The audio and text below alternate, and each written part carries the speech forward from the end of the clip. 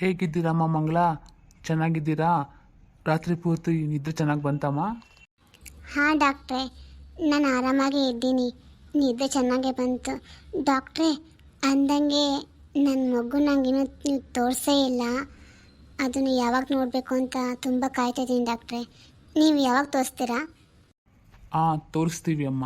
ಇನ್ನೊಂದು 2 ದಿವಸ, ಇಲ್ಲಾಂದರೆ ಸಂಜೆ ತೋರಿಸ್ಬಿಡ್ತೀವಿ. ಯಾಕೆಂದರೆ ಮಗು ಸ್ವಲ್ಪ ವೆಯ್ಟ್ ಕಡಿಮೆ ಇತ್ತಲ್ಲ, ಹಾಗಾಗಿ ನಾವು ಅದಕ್ಕೆ ಸ್ವಲ್ಪ ಟ್ರೀಟ್ಮೆಂಟ್ ಕೊಡ್ತಿದ್ದೀವಿ. ಸಂಜೆ ತೋರಿಸ್ತೀವಿ ಬಿಡಮ್ಮ. ಅಂದಂಗೆ ನಿಮ್ಮ ಯಜಮಾನ್ರು ಇನ್ನೂ ಬಂದಿಲ್ಲ? ಡಾಕ್ಟ್ರೇ, ಅವರು ರಾತ್ರಿ ಬಂದು ಹೋಗಿದ್ದಾರೆ. ಬೆಳಗ್ಗೆಗೆ ಇವಾಗ ಮತ್ತೆ ಬರ್ತೀನಿ ಅಂತ ಹೇಳಿದ್ದಾರೆ ಡಾಕ್ಟ್ರೇ. ನಾನು ಫೋನ್ ಮಾಡಿ ಕರಿತೀನಿ. ನಾನು ಡಿಸ್ಚಾರ್ಜ್ ಆಗಬೇಕಾದ್ರೆ ಬಂದು ಕರ್ಕೊಂಡು ಅವರೇ ಹೋಗ್ತಾರೆ. ಸರಿ ಅಮ್ಮ, ಹಾಗಿದ್ರೆ ಒಂದು ಸಾರಿ ಅವ್ರನ್ನ ಬರೋಕ್ಕೆ ಹೇಳ್ಬಿಡಿ. ಸ್ವಲ್ಪ ಮಾತಾಡೋದಿದೆ. ಆಮೇಲೆ ನಿಮಗೆ ಡಿಸ್ಚಾರ್ಜ್ ಯಾವಾಗ ಅಂತ ನಾನು ಹೇಳ್ತೀನಿ. ಸರಿ ಡಾಕ್ಟ್ರೇ, ನಾನು ಅವ್ರಿಗೆ ಫೋನ್ ಮಾಡಿ ಬರೋದಕ್ಕೆ ಹೇಳ್ತೀನಿ. ಸರಿ ಅಮ್ಮ. ರೀ, ನೀವಿನ್ನೂ ಯಾವಾಗ ಬರ್ತೀರಾ? ಡಾಕ್ಟರ್ ನಿಮ್ಮನ್ನು ನೋಡಬೇಕು ಮತ್ತೇನೋ ಮಾತಾಡಬೇಕು ಅಂತ ಹೇಳ್ತಾ ಇದ್ರು. ನೀವು ಯಾವಾಗ ಬರ್ತೀರಾ ರೀ? ಅದು ಮಂಗಳ ರಾತ್ರಿ ಬಂದು ಹೋಗಿದ್ನಲ್ಲ, ಹೌದಾ? ಡಾಕ್ಟ್ರ್ ಮಾತಾಡಬೇಕು ಅಂತ ಹೇಳಿದ್ದಾರಾ? ಸರಿ, ನಾನು ಇವಾಗ ಸಂಜೆ ಬರ್ತೀನಿ ಅಂತ ಹೇಳು. ಸರಿ ರೀ, ನೀವು ಬಂದಮೇಲೆ ಮಾತಾಡ್ಬಿಟ್ಟು ಡಾಕ್ಟರ್ ಹೇಳ್ತಾರಂತೆ ಯಾವಾಗ ನಾವು ಮನೆಗೆ ಹೋಗ್ಬೋದು ಅಂತ. ಓ ಹೌದಾ? ಹಾಗಿದ್ರೆ ಮಗುನ ನಿಮಗೆ ತಗೊಬಂದು ತೋರಿಸಿದ್ರಾ? ಹೆಂಗಿದೆ ಮಗು? ಚೆನ್ನಾಗಿದೆಯಾ? ಅಪ್ಪಪ್ಪ, ನಿಮ್ಗೆ ಎಷ್ಟು ಆತ್ರ ಅಂದರೆ ನನಗೆ ಏನೂ ತೋರಿಸಿಲ್ಲ ರೀ ಮಗುನ. ಇನ್ನೂ ಮಗು ಸ್ವಲ್ಪ ವೆಯ್ಟ್ ಕಡಿಮೆ ಇತ್ತಂತಲ್ಲ, ಅದಕ್ಕೆ ಡಾಕ್ಟರ್ ನಾಳೆ ಬೆಳಗ್ಗೆ ತೋರಿಸ್ತೀನಿ ಅಂತ ಹೇಳಿದ್ದಾರೆ. ನೀವು ಬನ್ನಿ, ನೀವು ಬಂದಮೇಲೆ ತೋರಿಸ್ಬೋದೇನೋ ಡಾಕ್ಟರು. ಹೌದಾ? ಸರಿ, ನಾನಂತೂ ಮಗುನ ಯಾವಾಗ ನೋಡ್ತೀನಿ ಅಂತ ಕಾಯ್ತಾ ಇದ್ದೀನಿ ಮಂಗಳ. ಸರಿ, ನಿಂಗೆ ಏನಾದರೂ ಬೇಕಾ? ಏನಾದರೂ ಬೇಕಾದ್ರೆ ಹೇಳು, ಬರಬೇಕಾದ್ರೆ ತೊಗೊಂಡು ಬರ್ತೀನಿ. ನನಗೆ ಸದ್ಯಕ್ಕೆ ನನಗೇನು ಬೇಡ ರೀ. ಅದೇ ನೀವು ತೊಗೊಬಂದು ಕೊಟ್ಟಿದ್ರಲ್ಲ, ಅದೇ ಎಲ್ಲ ಇನ್ನೂ ಇದೆ. ನನಗೇನಿಲ್ಲ, ತೊಂದರೆ ಇಲ್ಲ, ನಾನು ಆರಾಮಾಗೇ ಇದ್ದೀನಿ. ನೀವು ಬಂದರೆ ಸಾಕು ನನಗೆ. ಹೌದಾ? ಸರಿ, ಆಗಿದ್ರೆ ಬರ್ತೀನಿ ಬಿಡು. ಅಂದಂಗೆ ನಿಮಗೆ ಬರೋಕ್ಕೆಲ್ಲ ಏನು ತೊಂದರೆ ಆಗಲ್ಲ ತಾನೇ? ಅಲ್ಲ, ಒಂದು ವೇಳೆ ತೊಂದರೆ ಆಗೋಂಗಿದ್ರೆ ಪರವಾಗಿಲ್ಲ, ಡಾಕ್ಟ್ರಿಗೆ ನಾನೇ ಹೇಳ್ಬಿಟ್ಟು ಮನೆಗೆ ಹೋಗ್ಕೊಳ್ತೀನಿ. ನೀವು ಆಮೇಲೆ ಮನೆಗೆ ಬಂದರೂ ಪರವಾಗಿಲ್ಲ. ಏ ಚೇ, ಹಂಗೆಲ್ಲ ಏನು ಮಾಡೋಕೆ ಹೋಗ್ಬೇಡ. ನೀನು ಒಬ್ಳಕ್ಕೇನಾರು ಎಲ್ಲ ನಿಭಾಯಿಸೋಕ್ಕಾಗಲ್ಲ. ಪರವಾಗಿಲ್ಲ, ನನ್ನ ಕೈಯಲ್ಲಿ ಆಗುತ್ತೆ. ನಾನು ಬರ್ತೀನಿ. ನೀನು ತೊಂದರೆ ತೊಗೊಳಕ್ಕೆ ಹೋಗ್ಬೇಡ, ಆಯಿತಾ? ಸರಿ ರೀ, ಹಾಗೆ ಮಾಡಿ. ಬೇಗ ಬಂದುಬಿಡಿ. ಸರಿ, ಬೇಗ ಬರ್ತೀನಿ ಬಿಡು. ಸರಿ, ಆಗಿದ್ರೆ ನಾನು ಫೋನ್ ಇಡ್ತೀನಿ. ಸರಿ, ಇಡು. ಅಪ್ಪ, ನಾನಂತೂ ನನ್ನ ಮಗುನ ಯಾವಾಗ ನೋಡ್ತೀನಿ ಅಂತ ಕಾಯ್ತಾ ಇದ್ದೀನಿ. 9 ತಿಂಗಳು ಕಾದಿದ್ದೀನಿ ಮಗುಗೋಸ್ಕರ. ದೇವ್ರು ನನ್ನ ಕನಸನ್ನು ಇಷ್ಟು ಬೇಗ ನನಸು ಮಾಡ್ತಾನೆ ಅಂತ ನಾವು ಅಂದ್ಕೊಂಡೇ ಇದ್ದಿಲ್ಲ. ಈ ಕನಸು ನನಗಿಂತೂ ನನ್ನ ಗಂಡಂದಾಗಿತ್ತು. ದೇವರೇ, ನಿನಗೆ ಎಷ್ಟು ಥ್ಯಾಂಕ್ಸ್ ಹೇಳಲು ಸಾಕಾಗಲ್ಲಪ್ಪ. ಈ ಮಗು ನನ್ನ ಮತ್ತು ನನ್ನ ಗಂಡನ ಜೀವನಕ್ಕೆ ತುಂಬ ಮುಖ್ಯವಾಗಿತ್ತು. ನಾನು ಯಾವಾಗ ನನ್ನ ಮಗು ಮುಖ ನೋಡ್ತೀನೋ ಏನೋ. ಈ ಡಾಕ್ಟರ್ ಬೇರೆ ಮಗು ವೆಯ್ಟ್ ಕಡಿಮೆ ಇದೆ ಅಂತ ಅಲ್ಲೇ ಇಟ್ಕೊಂಡಿದ್ದಾರೆ. ನನಗೆ ಯಾವಾಗ ತೋರಿಸ್ತಾರೋ ಏನೋ. ಬರೀ ಇವತ್ತು ನಾನು ಸಂಜೆ ಮನೆಗೆ ಬರೋದು ಲೇಟ್ ಆಗ್ಬೋದು. ಒಂದು ವೇಳೆ ಲೇಟ್ ಆಗಿಬಿಟ್ರೆ ನೀವು ಊಟ ಮಾಡಿ ಮಲ್ಕೋ, ಆಯಿತಾ? ಯಾಕ್ರಿ ಲೇಟ್ ಆಗುತ್ತೆ? ನೀವು ನಿನ್ನೆ ಲೇಟಾಗೇ ಬಂದ್ರಿ. ತುಂಬ ಕೆಲಸ ಇತ್ತು ಆಫೀಸಲ್ಲಿ. ಹೌದು, ತುಂಬ ಕೆಲಸ ಇದೆ ಆಫೀಸಲ್ಲಿ. ಅದಕ್ಕೆ ನಾನು ಲೇಟಾಗಿ ಬರ್ತೀನಿ. ಲೇಟ್ ಆದರೆ ಒಂದು 10 ಗಂಟೆ ಮೇಲಾದರೂ ಆಗ್ಬೋದು. ಅದಕ್ಕೆ ಊಟ ಮಾಡಿ ಮಲ್ಕೊಂಡಿರು. ನನ್ನ ಇನ್ನೊಂದು ಕೀ ಇದೆಯಲ್ಲ, ನನ್ನ ಕೀ ಓಪನ್ ಮಾಡಿಕೊಂಡು ಬರ್ತೀನಿ. ಏನು 10 ಗಂಟೆ ಆಗುತ್ತಾ? ಅಲ್ಲ ರೀ, 10 ಗಂಟೆವರೆಗೂ ಕೆಲಸ, ಅಷ್ಟೊತ್ತಿಗೆ ಕೆಲಸ ನೀವು ಮಾಡಲೇಬೇಕಾ? ಹೌದು, ಮತ್ತೆ ಕೆಲಸ ಮಾಡಲೇಬೇಕಲ್ಲ. ಸಂಬಳ ಸುಮ್ಮನೆ ಕೊಡ್ತಾರಾ? ಬಾಸ್ ಹೆಂಗೆ ಹೇಳ್ತಾರೋ ನಾವು ಕೆಲಸ ಮಾಡಲೇಬೇಕಾಗುತ್ತಲ್ಲ ಪರಿ. ಸರಿ ರೀ, ಮತ್ತೆ ಊಟ ನಂಗೆ ಅಲ್ಲೇ ಕೊಡ್ತಾರೆ, ನಾನು ಅಲ್ಲೇ ತಿನ್ಕೊತೀನಿ. ನಿನಗೆ ಒಬ್ಳಿಗೆ ಎಷ್ಟು ಅಡುಗೆ ಬೇಕೋ ಅಷ್ಟು ಮಾಡಿಕೊಂಡು ತಿನ್ಬಿಟ್ಟು ನೀನು ಮಲ್ಕೊಂಡಿರು. ನಾನು ಆರಾಮಾಗಿ ಬರ್ತೀನಿ.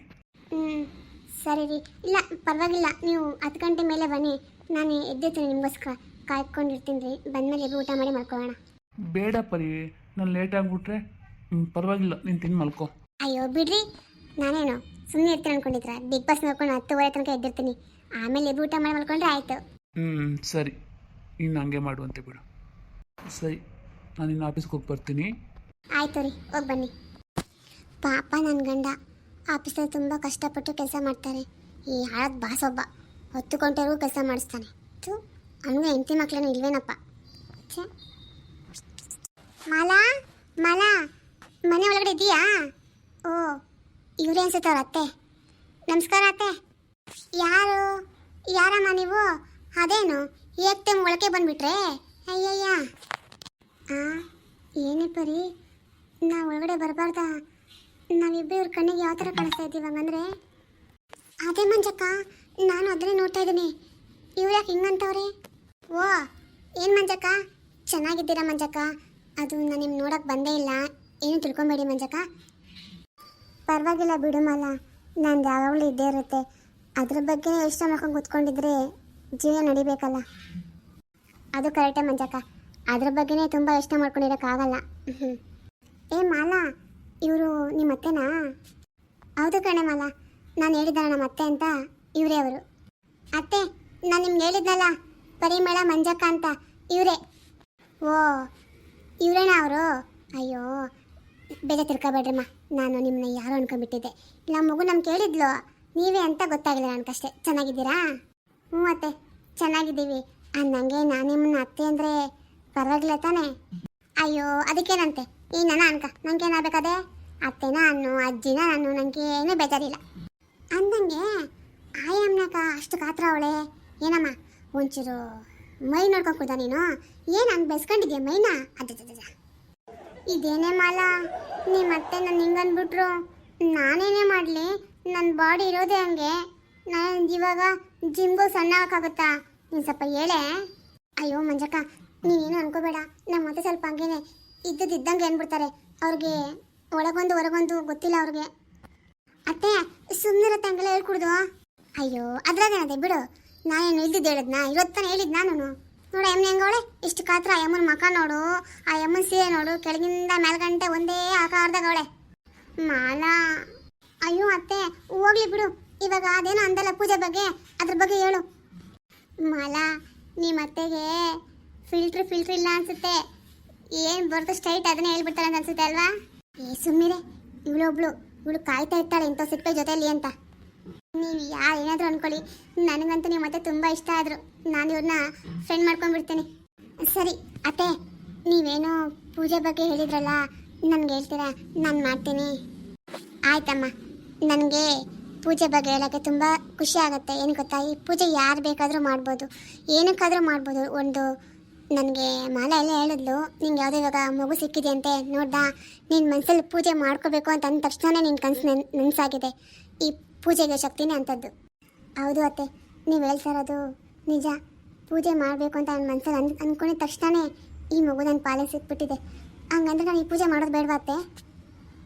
ತೇಜ, ಹಂಗೆ ತಿಳ್ಕೊಂಬೇಡ, ನೀನು ಯಾವಾಗ ಬೇಕಾದ್ರೆ ಪೂಜೆ ಮಾಡ್ಬೋದು. ಈ ಪೂಜೆನಾಗ ಏನೂ ಕಷ್ಟ ಇಲ್ಲ ಅಂಥದ್ದು. ನೀನು ಅನ್ಕೊಂಡಂಗೆ ತುಂಬ ಈಜಿಯಾಗಿ ಮಾಡ್ಬೋದು.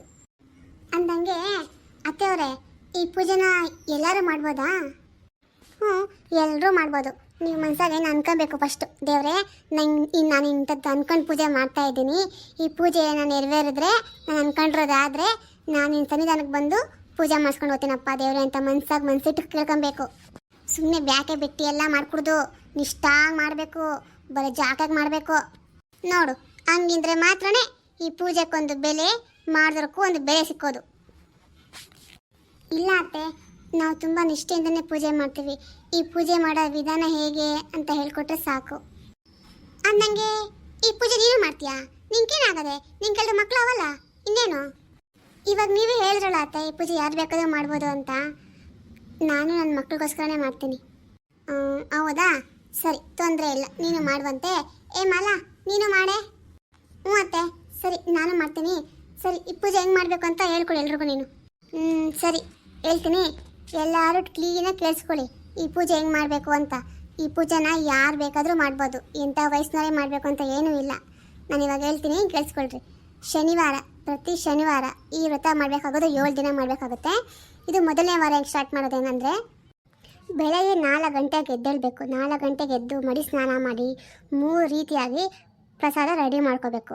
ಆಮೇಲೆ ಅಕ್ಕಿ, ಬೆಲ್ಲ, ಹಾಲು, ತುಪ್ಪ ಮತ್ತು ಅಕ್ಕಿ ಹಿಟ್ಟು, ಈ 5 ಪದಾರ್ಥಗಳನ್ನ ಹಾಕಿ ದೀಪ ತಯಾರು ಮಾಡ್ಕೋಬೇಕು. ಮೊದಲನೇ ವಾರ 1 ದೀಪ, 2ನೇ ವಾರ 2 ದೀಪ, 3ನೇ ವಾರ 3 ದೀಪ, ಹೀಗೆ 7 ದಿನ ಅಂದರೆ 7 ಶನಿವಾರ 7 ದೀಪ ಮಾಡ್ಕೋಬೇಕು.